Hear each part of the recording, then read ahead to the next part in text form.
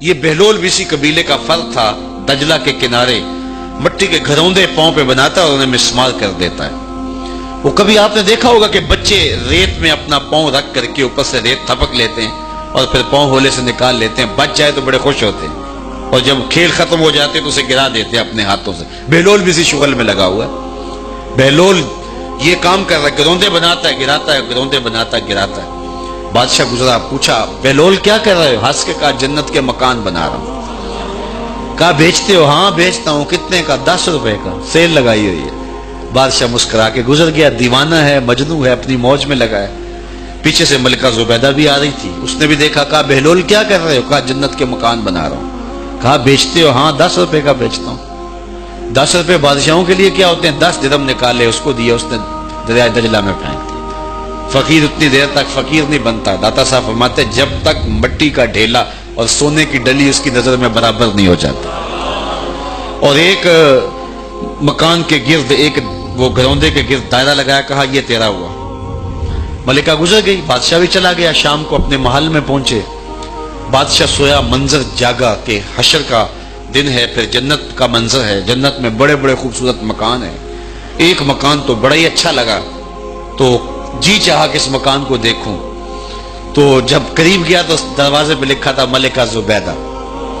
شوق سے آگے بڑھا تو دربان نے روک دیا، کہا یہ ملکہ کا ہے؟ کہا وہ میری ہی ملکہ ہے۔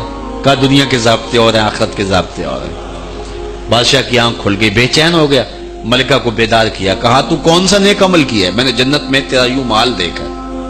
ملکہ کہنے لگی وہی معمول کی نمازیں، وہی سب کچھ، کوئی نیا کام تو میں نے کیا نہیں۔ ہاں یاد آیا، کل گزر رہی تھی، دجلہ کا کنارہ تھا، وہ جسے لوگ مجذوب کہتے ہیں، وہ جو دیوانہ کہلاتا ہے، وہ بہلول، وہ جنت کے محل کہتا تھا وہ بنا رہا تھا۔ میں نے کہا چلو کوئی بات نہیں، فقیر ہے، 10 روپے کیا ہوتے ہیں، تو میں نے 10 روپے کا ایک محل خریدا تھا۔ بادشاہ سر پکڑ کے بیٹھ گیا، وہ تو مجھے بھی کہتا تھا۔ میں دیوانے کی بات سمجھ کے گزر گیا۔ اگلے دن بادشاہ قصدن گزرا۔ جب قصدن گزرا نا تو دل دھڑک رہا تھا کہ کہیں مجذوب پھر آج مل جائے اور اسی موج میں ہو تو کام بن جائے۔ دیکھا تو بہلول وہاں بیٹھا ہوا ہے، آگے بڑھ کے دیکھا تو کام بھی وہی۔ بادشاہ پھر رک گیا، پوچھا بہلول کیا کر رہے ہو؟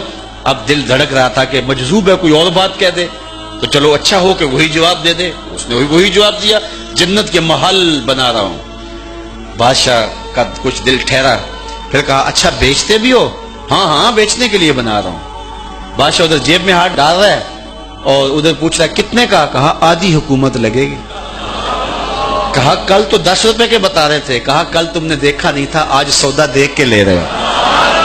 اللہ تعالیٰ ارشاد فرماتا ہے انما تنذر من اتبع ذکر وخشی الرحمن بالغیب، جو ان ڈٹھے سودے کرتے ہیں، جو بغیر دیکھ کے کرتے ہیں۔ اچھا چلو ایک خوشخبری میں آپ کو بھی سناؤں، اور وہ خوشخبری رسول اللہ کی زبان سے۔ حضور نے فرمایا طوبی لمن رآنی وآمن بی وطوبی 7 مرات من لم یرانی وآمن بی۔ فرمایا صحابہ تمہیں مبارک ہو ایمان کی کہ تم نے مجھے دیکھا اور میرے اوپر ایمان لائے، اور کہا انہیں 7 مبارکیں ہوں جنہوں نے مجھے دیکھا بھی نہیں ہوگا اور پھر بھی ایمان لائیں۔ انما تنذر من اتبع ذکر وخشی الرحمن بالغیب فبشرہ بمغفرۃ واجر کریم۔ ان کو بشارت دے دیجئے بڑی عزت والے اجر کی اور خوشخبری بھی۔ تو جس اجر کو میرا رب بھی کریم کہہ رہا ہے وہ اجر کیسا ہوگا؟ تو یہاں تو لہجہ دم توڑتا ہے اور الفاظ ساتھ نہیں دیتے کہ اجر کریم کی کیا تعریف کریں جس اجر کو میرے رب نے بھی کریم کی صفت سے موصوف کر دیا ہے۔